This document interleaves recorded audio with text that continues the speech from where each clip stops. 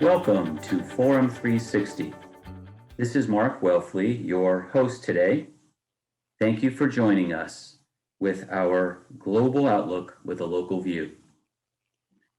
There are a few defining moments in Northeast Ohio history where our country has taken notice. The first electric streetcar rolled down Cleveland streets in 1884. The Cuyahoga River Fire of 1969. The opening of the Rock and Roll Hall of Fame in 1995. The LeBron James-led Cleveland Cavaliers prevailed to win the NBA championship in 2016. Another defining moment in Cleveland history occurred on July 23, 1968. The Glenville riots, the dramatic shootout between Cleveland police and Black nationalists that left 10 dead and over 15 wounded, and left Cleveland to wrestle with its race relations. Today we will talk about the riots and use it as a springboard to discuss the nearly 52 years of race relations that have followed. Were the riots a pivot point for race relations in Cleveland history? What lessons should we have learned, and what leaders have emerged? My guest today has written a book about the Glenville riots. His name is Jim Robineau. Jim Robineau is a lawyer, lecturer, guest speaker, Ohio native, guitarist, and author of 4 books, including Ballots and Bullets, Black Power Politics and Urban Guerrilla Warfare in 1968 Cleveland. Jim, welcome. Thanks, Mark. It's great to be with you. Thank you. The Glenville riots, how did you become interested in this important event in Cleveland history? You know, it's interesting. I've written 4 books, and I never set out to be a writer or to take any subject in particular on, but they all seem to find me. What happened was in 2016, one of the secretaries in my law firm told me about her father, who had been a Cleveland policeman in 1968, and that he had been very badly wounded in a shooting. And I said, tell me more about it.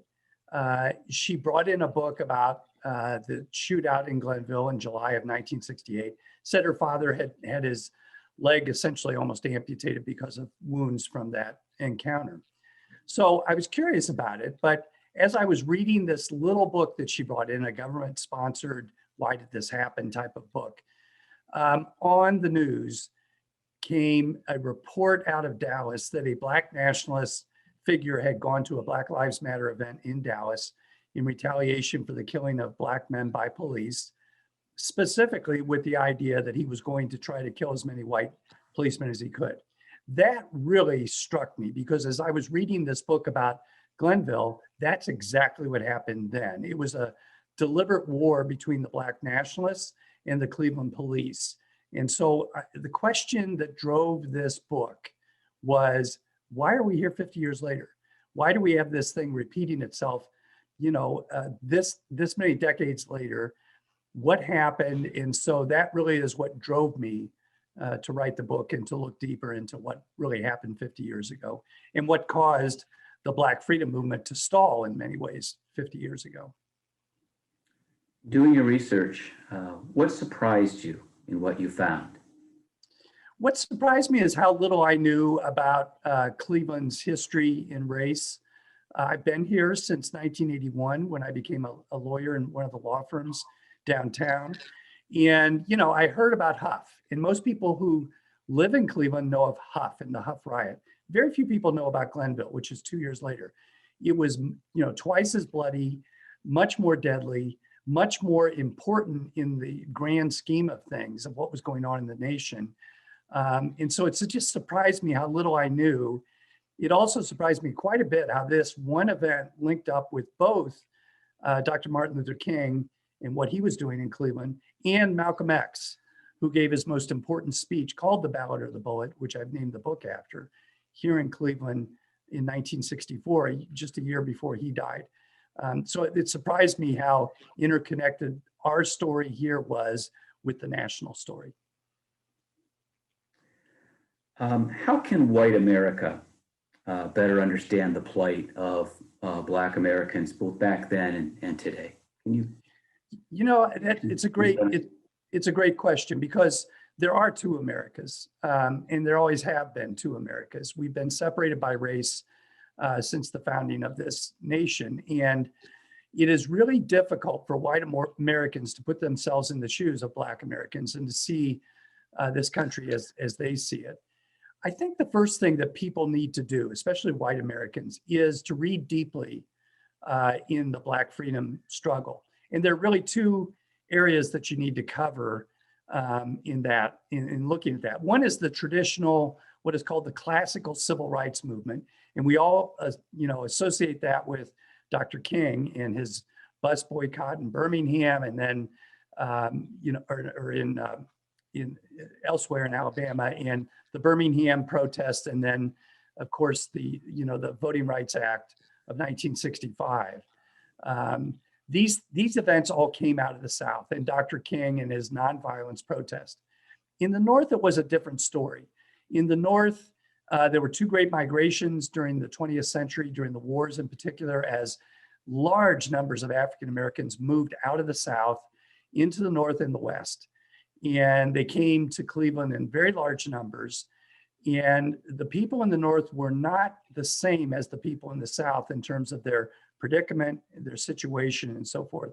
And in the North, young African Americans really bonded with the Malcolm X ideology of fighting back and protecting yourself against white violence in urban areas in particular. But the two circumstances were very different. They both had the same goal, Black freedom, Black liberation, but how you got there was very different, and it kind of played out here in Cleveland in particular. And I think for white Americans to begin to even open the book on understanding their fellow citizens, you really have to read deeply into both of these areas, not just the South, not just the classic civil rights, but really what happened in the North, and the failures of what happened in the North, and how we're still living with so many issues from that time. Thanks. In your book, you say that the root causes of the riot were racism and poverty, and that these two remain at issue today or unaddressed. Why is this so? Well, in particular, in the North, in places like Cleveland, in Chicago and New York and so forth, and even out in Los Angeles, when these great migrations happened, African Americans who were traditionally rural, Southern sharecropping people who had moved into some of the cities in the South, like Birmingham, which had a very big steel industry. And then they moved out of the South to the North during this period of time. And what happened was, the thought was they were getting away from Jim Crow. They were getting into a better situation. And in fact, in many ways, it was a worse situation, because when they came north, there was nowhere to go. So Huff and Glenville became primarily Black neighborhoods in Cleveland, and they became grossly overcrowded. Like Huff and Glenville both each had like 70,000 residents stuffed into those neighborhoods. And today it's like 17,000, to give you a point of comparison. So, schools became overcrowded, bad sanitation. And on top of all of it, there was a lot of police brutality that occurred as the white establishment wanted to control the Blacks who had moved north. And as the conditions in these ghettos grew worse, crime grew worse, police brutality increased. And it was really a toxic mixture, all related to racism and poverty, and the fact that African Americans couldn't generally move into white neighborhoods. They were stuck going into totally Black neighborhoods, which became, these ghettos, and then became really tinder boxes for an explosion, especially with the police oppression that happened during that time. So all those things combined to cause these conditions that resulted in uprisings across the North and out in Watts in Los Angeles too. And so these issues, fast forward the clock, 52 years to today, seem, as we say, to still be kind of unaddressed and at issue. Um, what hasn't happened, what needed to happen over the past several decades to help the situation, to ameliorate it? It's a great question, Mark, because this was the main question I wanted to address. What happened? And so the first, what happened? What happened back in 68? Well, back in 68, we know that Carl Stokes had just been elected mayor of Cleveland. So we had like a Barack Obama of his day, lawyer, charismatic, great speaker, and seen as a way to rise above racism. First African-American mayor of a major US city.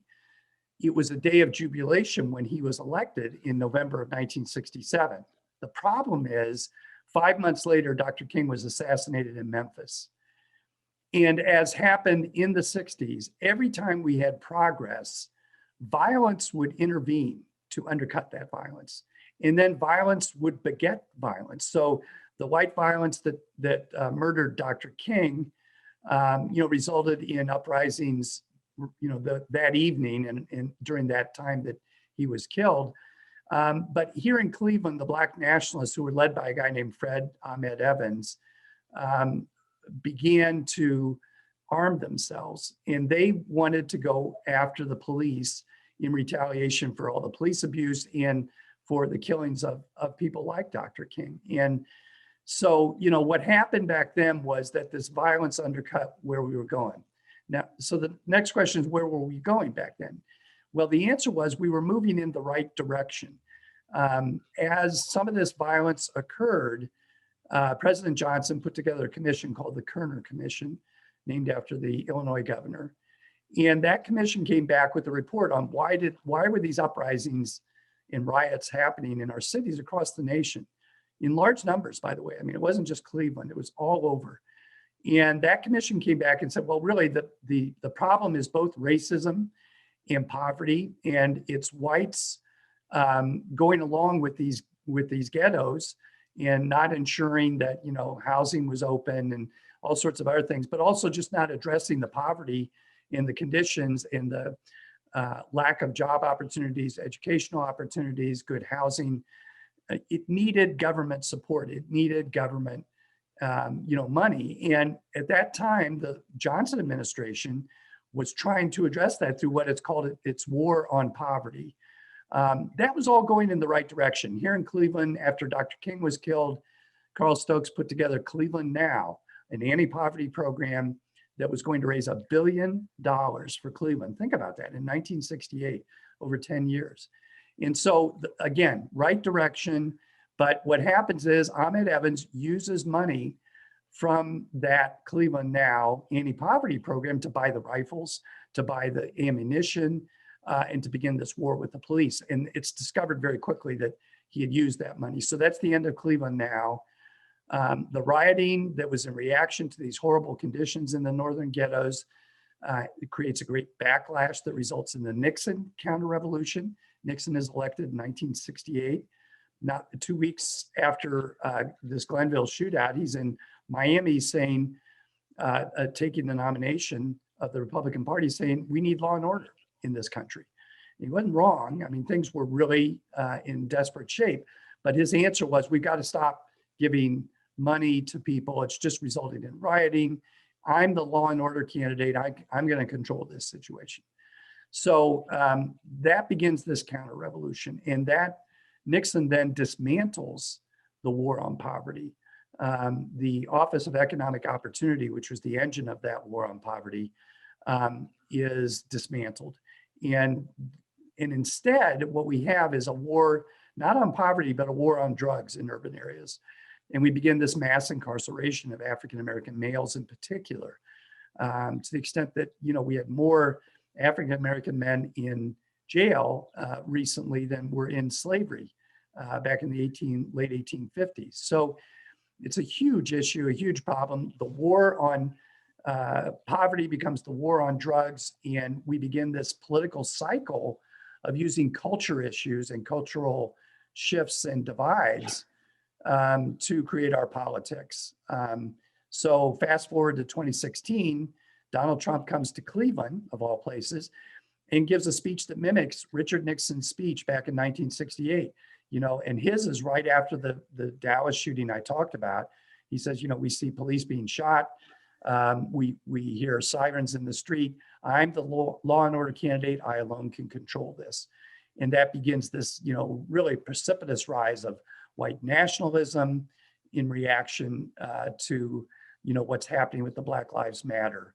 So we are in this vicious cycle that started 50 years ago and that really took off 50 years ago.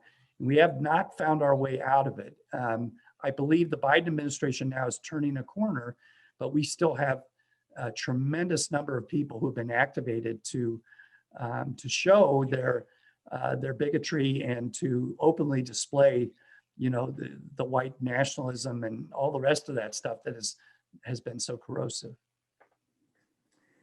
My guest today is Jim Robineau. Jim is an attorney, lecturer, guest speaker, Ohio native, guitarist, and author of the book we've been talking about, Ballots and Bullets, Black Power, Politics, and Urban Guerrilla Warfare, 1968, Cleveland. You, in speaking a second ago, you were leading me to my next question, which is there white empathy for racism and Black poverty? We seem to have two Americas today. Comment on that question. That's another great question. There clearly are people who have empathy for their fellow citizens, Black fellow citizens. There always have been. There have been people who have been on the right side of this issue for a long time. There are also a lot of people who don't believe they're racist and believe we've gone beyond, that we're post-racial, especially after President Obama was elected president. You heard that a lot, that we've moved beyond race. The problem is that this country has been involved in race bigotry and prejudice for over 400 years, since the first African Americans were brought here as slaves, since the Civil War, since the 100 years of Reconstruction, and into the current day, and some of the problems that we have in especially in urban areas in our cities.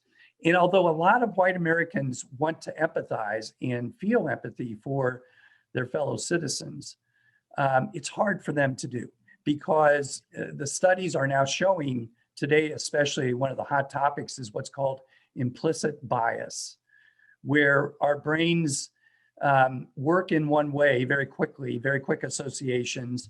To give you this is really a crude example, but walking down a street late at night, if you're approached by two white kids, you may not feel the same level of fear that if you're approached by two young Black kids.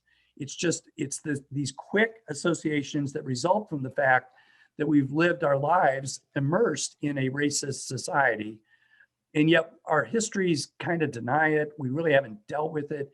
And implicit bias is really difficult to overcome. So I think while there's a lot of white empathy, there's a real true lack of deep understanding of the situation and still an otherness to Black citizens that white citizens feel.